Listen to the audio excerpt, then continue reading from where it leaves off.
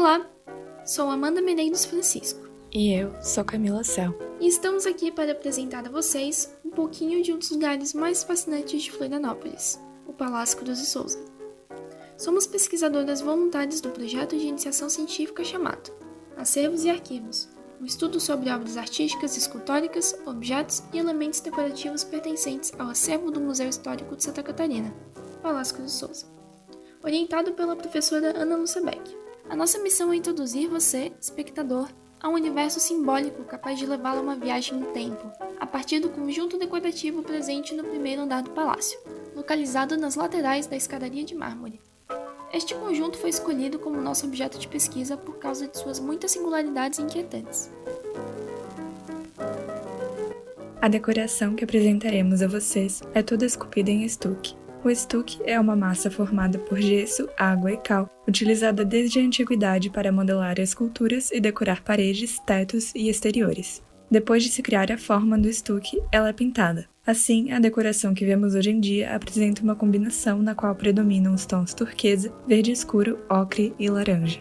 Essa decoração foi produzida durante a grande reforma pela qual passou o palácio, entre 1894 e 1898. Reforma que atribuiu a ele a decoração eclética e detalhada que vemos hoje. Nas paredes deste ambiente do Palácio Cruz de Souza encontram-se diversos elementos decorativos, sendo visível uma intenção do projeto de unir figuras de significado local, como a Santa Catarina, a outras puramente ornamentais. Ao longo do vídeo, vamos olhar mais de perto alguns dos elementos decorativos que mais se destacam e em seguida apresentaremos algumas curiosidades e nossos desdobramentos subjetivos.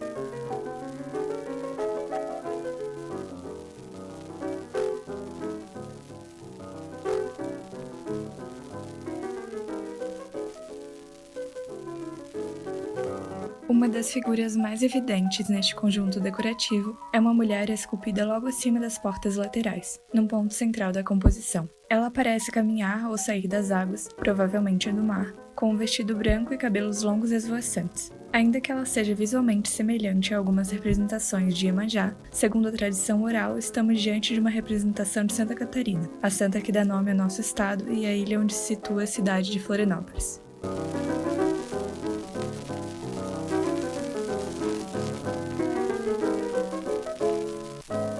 Se você já visitou o palácio ou pretende fazer isso, irá perceber uma figura notável logo ao subir a escadaria de mármore, o leão. Ele não está ali por acaso, tem uma tarefa a ser cumprida, ser um aviso para que os visitantes tomem cuidado, pois ele protege as salas mais importantes do palácio, o gabinete de despachos e o antigo escritório do governador. Desde a antiguidade, a figura do leão é utilizada como símbolo de proteção da propriedade.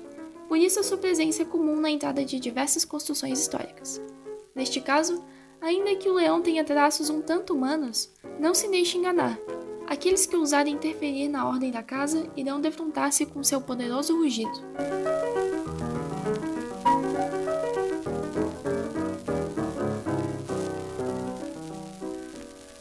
No primeiro momento, é possível passar direto por essas criaturas e considerá-las apenas parte dos ornamentos. Porém, ao olhar novamente, parecem surgir dos cantos da moldura das portas laterais figuras misteriosas, situadas entre a flora e a fauna mítica. Quase que automaticamente as associamos às imagens que temos de dragões, ainda que nessa versão eles sejam estilizados e retorcidos, de forma a lembrar os ramos e folhas que aparecem por todo o conjunto decorativo. Conforme nossa pesquisa, parece não haver significado delimitado para estes seres, para além de sua beleza que desperta a imaginação e nos leva a observá-los por mais do que alguns segundos.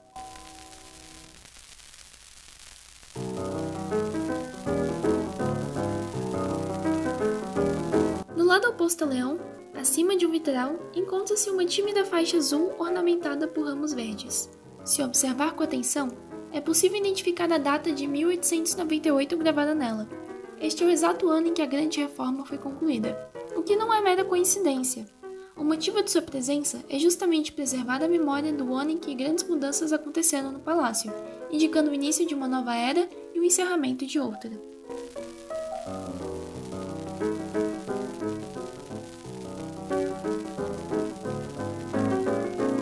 Nos cantos do recinto, ao lado dos arcos de passagem, é possível notar também a representação de uma solitária baleia em meio ao mar, rodeada por adornos decorativos e folhagens em estuque pintado. Imagina-se que sua presença seja uma lembrança da cultura da caça da baleia, uma prática realizada no litoral catarinense até 1973.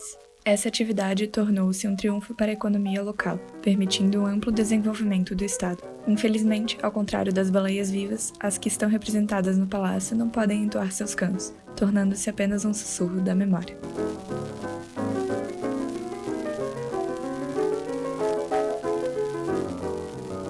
Acima dos arcos de passagem que conduzem à sala de jantar, é possível identificar uma ânfora grega simbolizando o presságio de uma magnífica refeição. Preenchida e adornada por frutos e ramos floridos, essa representação da ânfora resgata sua utilidade tradicional: armazenar produtos e ingredientes. Porém, com o passar do tempo, este objeto também adquiriu uma finalidade decorativa, remetendo não apenas ao sustento, mas garantindo a elegância dos ambientes. Além disso, a ânfora é mais um elemento que alimenta o imaginário e se soma ao projeto do palácio, que perpetua a tradição dos elementos de origem grega.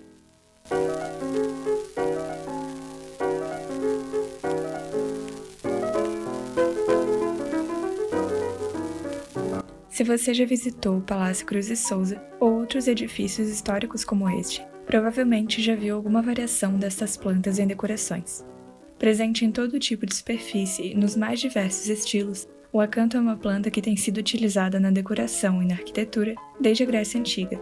Sendo amplamente aplicado por conta de sua beleza, podemos encontrá-lo nessas paredes tanto numa forma cujo estilo apenas realça as características das folhas, como em outras muito mais ornamentadas e afastadas da morfologia da planta original. O acanto compõe também os capitéis e as colunas deste cômodo, que identificamos como inspirados na ordem compósita, que une as folhas da ordem coríntia e as espirais da ordem jônica, todas partes da tradição escultórica da Grécia Antiga.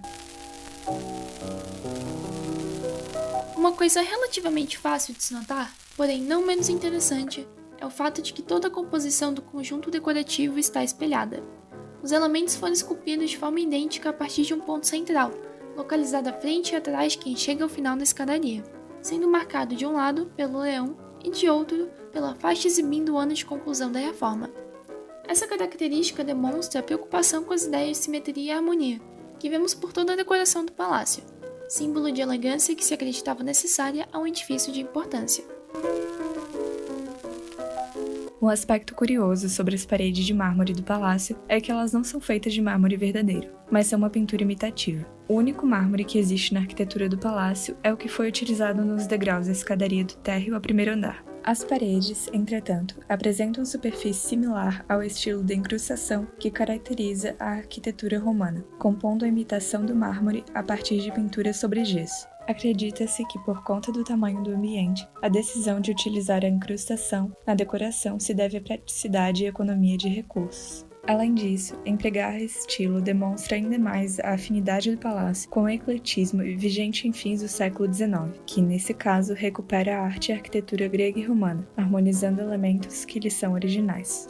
É importante considerar que uma construção como a do Palácio Cruz Souza depende constantemente de manutenção e reformas para que não seja consumida pelo tempo.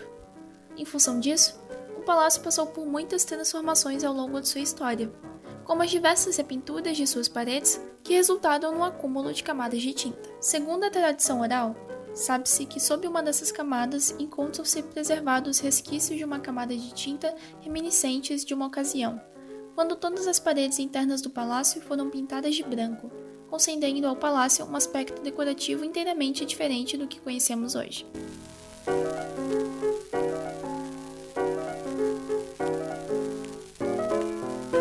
Compreender que um lugar não conserva apenas poeira, mas também preserva e integra todos os acontecimentos, pessoas e significados que o atravessaram, nos possibilita percebermos a vida como um grande mistério a ser desvendado. Em todo lugar, sempre há detalhes a serem descobertos. Por isso, também o Palácio Cruz e Souza é um ambiente vivo, que tem necessidades e, assim como nós, perpetua sua história através da memória daqueles que experienciam uma fração de sua existência. Deparar-se com o conjunto decorativo que acabamos de apresentar pode ser, em um primeiro momento, uma experiência comovente, porém rasa para aqueles com olhos desatentos.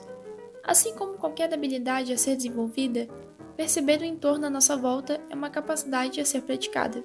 A cada vez que nos propomos a observar novamente os objetos do palácio, uma nova janela de possibilidades é aberta. Seja a partir de uma pequena flor de estuque que antes não havia sido notada, seja a partir de uma rachadura na parede que resguarda um acontecimento inédito. Apresentarmos os resultados de nossa pesquisa oferece uma fração de respostas a vocês. Entretanto, a verdadeira essência do Palácio Cruz de Souza apenas pode ser descoberta individualmente. Acima de tudo, o maior ensinamento que podemos passar é: afora dos museus, percebam os detalhes e qualidades escondidas que existem no mundo, pois não há nenhum lugar que não possa nos proporcionar novos e emocionantes significados, mesmo quando olhamos para o mesmo.